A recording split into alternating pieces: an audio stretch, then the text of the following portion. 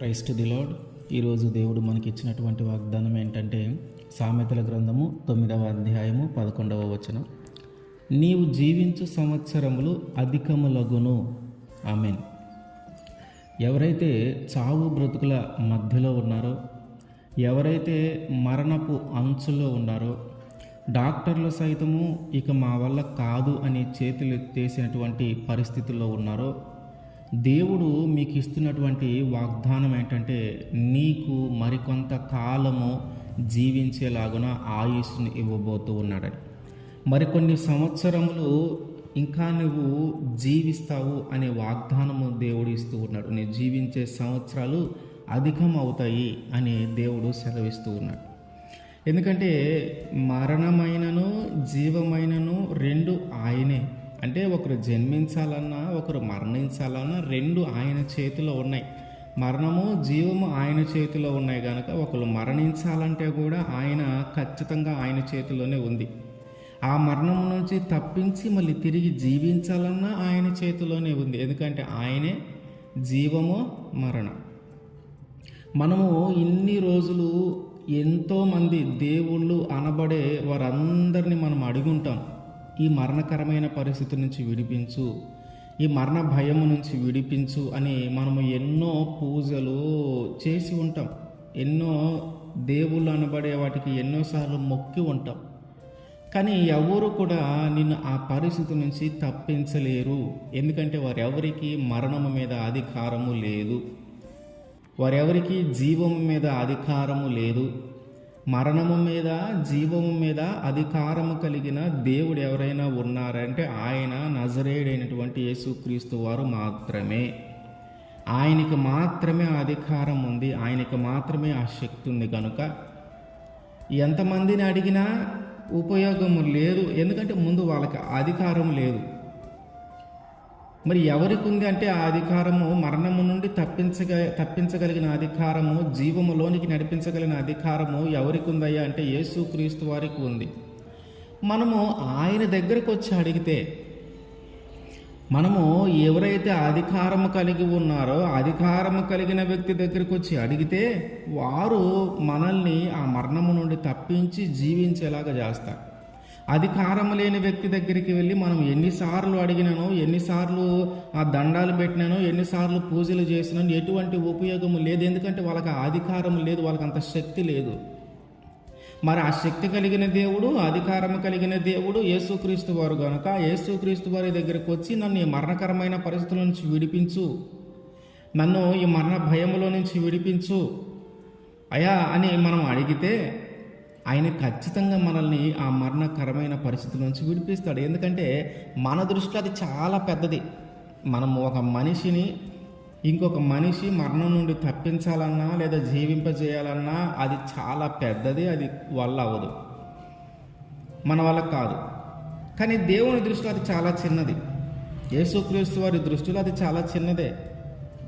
మనము మరణాన్ని చూసి మనం భయపడుతూ ఉన్నాం, మన పరిస్థితులను చూసి మనం భయపడుతూ ఉంటాం. కానీ దేవుని దృష్టిలో అది చాలా అల్పమే. ఒక వ్యక్తిని మరణం నుండి తప్పించడం చాలా అల్పమే. ఎందుకంటే యేసుక్రీస్తు వారు ఆయన ఉన్నప్పుడు, ఈ భూమి మీద ఉన్నప్పుడు అనేకమైన అద్భుతమైన కార్యాలు జరిగించాడు. మరణకరమైన పరిస్థితుల్లో ఉన్న వారిని ఆయన తిరిగి జీవింపజేశాడు. మరణించిన వారిని సైతము తిరిగి లేపి జీవింపజేశాడు. హిజ్కియా ప్రార్థన చేశాడు దేవుడికయ్యా, ఈ మరణకరమైన పరిస్థితి వచ్చింది, నేను చనిపోతానని ప్రవక్త చెప్తూ ఉన్నాడు, మరి ఏంటి అప్పుడే నేను ఏం చేశానయ్యా, అప్పుడే నేను ఎందుకు చనిపోవాలి, ఒకసారి నన్ను జ్ఞాపకం చేసుకో, నేను వృద్ధాప్యంలోకి వెళ్ళలేదు కదా, నేను ఎక్కువ సంవత్సరాలు జీవించలేదు కదా, అప్పుడే నాకు మరణం వచ్చింది అయ్యా, ఒక్కసారి నన్ను జ్ఞాపకం చేసుకోయ్యా, ఒక్కసారి నన్ను జ్ఞాపకం చేసుకొని దేవునికి ప్రార్థన చేస్తే హిజ్కియా యొక్క ప్రార్థన దేవుడు ఆలకించి మరికొన్ని సంవత్సరములు జీవించేలాగున ఆయనకు ఆయుష్నిచ్చాడు. సుమారుగా 15 సంవత్సరాలు తిరిగి ఆయన జీవించాడు. యేసుక్రీస్తు వారికి ఆయనకి ప్రార్థన చేసిన తర్వాత, దేవునికి ప్రార్థన చేసిన తర్వాత ఆయన ఇంకా 15 సంవత్సరాల ఆయుష్నిచ్చాడు దేవుడు. అంటే మరణము నుండి తప్పించగలిగిన శక్తి కలిగిన దేవుడు ఆయన. మరణము నుంచి విడిపించగలిగిన అధికారము కలిగిన దేవుడు ఆయన. కనుక మనము కానీ ఆయన్ని అడిగితే, మనము కానీ ఆయనకి ప్రార్థన చేస్తే ఖచ్చితంగా ఆయన మనల్ని ఆ మరణము నుండి తప్పిస్తాడు. ఇప్పుడు మరణం నుండి తప్పించటం అంటే ఇది అకస్మాత్తుగా వచ్చిన మరణం. మనము సాధారణంగా ఏంటంటే పుట్టిన ప్రతి ఒక్కరూ చనిపోవాల్సిందే. ఏది ఒక వృద్ధాప్యంలోకి వచ్చి చాలా సంవత్సరాలు గడిచి అప్పుడు చనిపోవటం వేరు. అనుకోని విధంగా, అనుకోని ఒక వ్యాధి కలిగి, అనుకోని ఒక ప్రమాదము జరిగి, తాను జీవించవలసిన రోజులు ఇంకా మిగిలి ఉన్నను అంటే దేవుడు ఈ భూమి మీదకి ఒకరిని పంపించాడంటే వాళ్ళ జననము, వారి యొక్క మరణము రెండు నిర్ణయించే పంపిస్తాడు. అంటే నువ్వు పలానా రోజు పుట్టాలి, పలానా రోజు చనిపోవాలి అని. అంటే దేవుడు నిర్ణయించిన ఆ సమయానికంటే ముందే మన జీవితంలోకి మరణం వచ్చిందంటే ఆయన ఖచ్చితంగా ఆయన్ని అడిగితే, ఆయనకి ప్రార్థన చేస్తే ఆయన ఖచ్చితంగా మనల్ని విడిపిస్తాడు. ఆయన ఖచ్చితంగా మనల్ని ఆ మరణకరమైన పరిస్థితి నుంచి తప్పిస్తాడు. హిజ్కియాని తప్పించినటువంటి దేవుడు మనల్ని కూడా తప్పిస్తాడు. లాజర్ని తిరిగి లేపినటువంటి దేవుడు మనల్ని కూడా తిరిగి లేపుతాడు ఆ మరణకరమైన పరిస్థితి నుంచి, ఆ కోమా లాంటి పరిస్థితి నుంచి. ఇక్కడ తెలుసుకోవాల్సిన విషయం ఏంటంటే జీవము మరణము ఆయనే. జీవించాలన్నా మన మీదకి మరణము రావాలన్నా రెండు ఆయన చేతుల్లోనే ఉన్నాయి. ఒక మనిషి పుట్టుక, ఒక మనిషి గిట్టుట రెండు ఆయన చేతుల్లోనే ఉన్నాయి. ఆయన దగ్గరకు వచ్చి అడిగితే ఉపయోగం, ఏదైనా చేస్తాడు దేవుడు మన మీద జాలి కలిగితే. అట్లా కాకుండా అంటే ఈ మరణము మీద అధికారం లేని వ్యక్తి దగ్గరికి వెళ్ళి ఎన్నిసార్లు మనం అడిగినా ఉపయోగం ఏముంది? వాళ్ళకి ఆ శక్తి లేదు, వాళ్ళకి ఆ అధికారము లేదు. వారి దగ్గరికి వెళ్ళి మనం ఎన్నిసార్లు వెళ్ళినా వాళ్ళు ఏమీ చేయలేరు, మనల్ని ఆ మరణం నుంచి విడిపించలేరు. మరి ఎవరు విడిపిస్తారు? ఎవరు ఆ శక్తి కలిగిన వారు? ఎవరు ఆ యొక్క అధికారం కలిగిన వారంటే కేవలము యేసుక్రీస్తు వారు మాత్రమే. ఆ మరణము నుండి తప్పించగలిగినది యేసుక్రీస్తు వారు మాత్రమే. కనుక ఆయన దగ్గరకు వచ్చి మనం అడగాలి, అయ్యా నేను ఎందుకు అప్పుడే చనిపోవాలి? ఒకసారి నా మీద జాలి చూపించు, ఒకసారి నా మీద నీ యొక్క కృపను చూపించు, నన్ను తిరిగి జీవింపజేయి.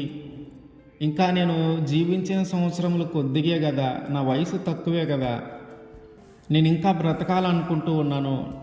అయ్యా నన్ను తిరిగి బ్రతికించు, నన్ను తిరిగి జీవింపజేయి, ఇంకొంత ఆయుష్ను నాకు ఇవ్వని మనం అడిగితే ఆయన ఖచ్చితంగా మనకి సహాయం చేస్తాడు. ఆయన ఖచ్చితంగా మనల్ని తిరిగి జీవింపజేస్తాడు. ఆయన మన మీద ప్రేమ కలిగిన దేవుడు కనుక, ఆయనకి మనమంటే చాలా ఇష్టం కనుక మనం ఏమి అడిగినానో ఆయన చేయటానికి సిద్ధపడి ఉంటాడు. మనం ఏం అడిగినానో ఆయన చేయటానికి ఇష్టపడుతూ ఉంటాడు. కనుక ఆ పరిస్థితుల్లో కానీ మనం ఉంటే, ఆ చావు బ్రతుకుల మధ్యలో కానీ మనం ఉంటే, మరణపు అంచులో కానీ మనం ఉంటే, డాక్టర్లు సైతము చేతులు ఎత్తేసినటువంటి స్థితిలో కానీ మనం ఉంటే, యేసుక్రీస్తు వారి దగ్గరికి వచ్చి మన పాపములన్నిటిని ఒప్పుకొని వాటి గురించి పశ్చాత్తాపడి వాటన్నిటిని బట్టి క్షమించమని అడిగి ఈ మరణకరమైన పరిస్థితి నుంచి నన్ను తిరిగి జీవింపజేయమని ఆయన్ని అడిగితే ఆయన ఖచ్చితంగా నిన్ను ఆ మరణము నుండి తప్పిస్తాడు. ఖచ్చితంగా నీ యొక్క మరణకరమైన పరిస్థితి నుంచి బయటికి తీసుకొని వస్తాడు. నీలో ఉన్నటువంటి ఆ మరణ భయాన్నంతా తొలగిస్తాడు. ఎందుకంటే ఆయనే శక్తిమంతుడు, ఆయనే దాని మీద అధికారం కలిగిన దేవుడు. కనుక మనం అట్లాంటి స్థితిలో కానీ ఉంటే యేసుక్రీస్తు వారికి ఈ క్షణానే మనము మొరపెడితే ఆయన తిరిగి మనల్ని జీవింపజేస్తాడు. ఆమేన్.